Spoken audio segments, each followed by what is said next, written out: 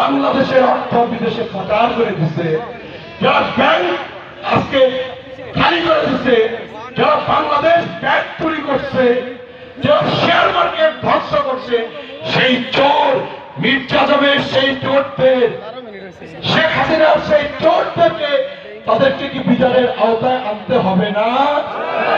শেখ হাসিনা তো নিজেই বলছে তার একজন পিয়ন কত কোটি টাকার মালিক, মাত্র 400 কোটি টাকার মালিক শেখ হাসিনা। বাংলাদেশের মানুষের তো বুঝতে অসুবিধা হওয়ার কথা না।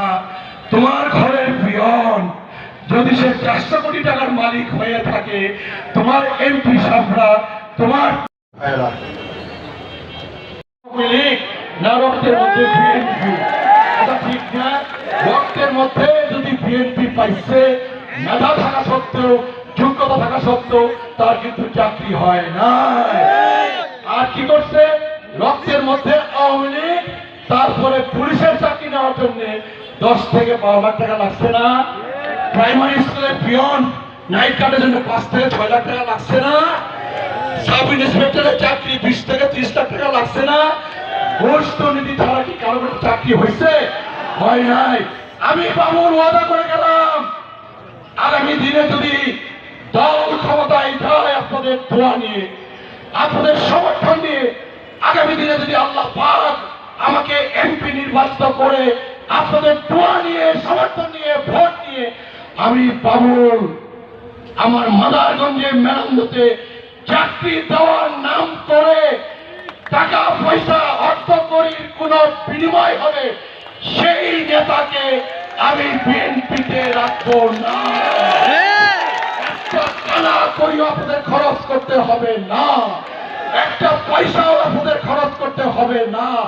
মেধা এবং যোগ্যতা বলে সংগ্রাম করে আমাদের ভোটের মালিকানা আমরা ফেরত আনছি। ইনশাল্লাহ সামনে ভোট হবে, সেই ভোটে যদি আপনারা শহীদ প্রেসিডেন্ট জিয়াউরকে পছন্দ করেন, দেশনেত্রী বেগম খালেদা জিয়াকে পছন্দ করেন, জনাব তারেক রহমানকে পছন্দ করেন, ধানের শীষকে পছন্দ করেন, যদি আল্লাহ পাক সেই নির্বাচন আমাকে করবার তৌফিক দেন, যদি আপনারা বাবুলকে আপনাদের সন্তান হিসাবে, ভাই হিসাবে যদি পছন্দ করেন, আমাকে ভোট দেবেন, আলহামদুলিল্লাহ। আর যদি আমাকে ভোট নাও দেন, তাতেও আমার দুঃখ থাকবে না।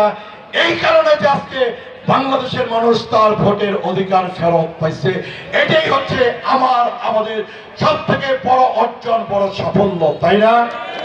আমি আপনাদের সবাইকে ধন্যবাদ দেই, আমার জন্য দোয়া করবেন। আর আমার দলের নেতা কর্মীরা এই মাদারগঞ্জের দক্ষিণ এলাকা, গোটা মাদারগঞ্জে আমার দলের ইজ্জত করব, সংখ্যালঘু সম্প্রদায়কে প্রয়োজন আমরা পাহারা দিয়ে রাখবো।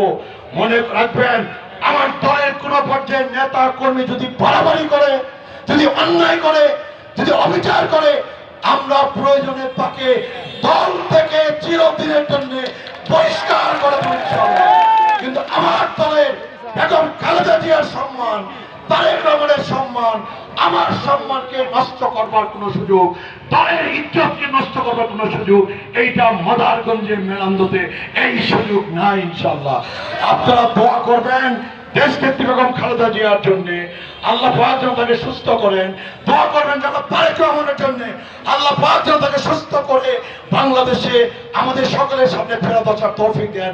দোয়া করবেন আমার জন্য, আল্লাহ পাক যেন আমাকে সুস্থ রাখেন, আল্লাহ পাক যেন আমাকে সহজ রাখেন, আল্লাহ পাক যেন একবার, আল্লাহ তুমি আমাকে একবার এমপি নির্বাচিত হয়ে এই মাদারগঞ্জের মানুষের খেদমত করবার সুযোগ দিও আল্লাহ।